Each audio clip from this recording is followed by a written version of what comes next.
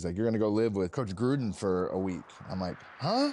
You know, my dad had always had a good relationship with Gruden since we did the QB school like before the draft. I get out of rehab. My dad's like, yo, I booked you a flight to Tampa. I'm like, hey, what the fuck are we doing in Tampa? He's like, you're gonna go live with Coach Gruden for a week. I'm like, huh? He's like, you're gonna go stay with Coach Gruden. He's offered you to stay at his house and go hang out. You guys can break down film. He's like, bring your fucking playbook. You get on the flight tomorrow. When I get to the house the first night, and he's like, yo, what time do you want to start tomorrow? I'm thinking, like, okay, this is fucking legendary Coach Gruden. 7:30. He's like, okay, cool. I'll come back and pick you up. I'm like, what? He's like, I'm in there 4:30, 5 o'clock. I'm like, you are not coaching right now. It's the off season and you're just in there grinding film every day. He's like, I'll come back and pick you up. I woke up the next day, probably like 5 o'clock. I'm like, fuck it. I'm not gonna have him come pick me up.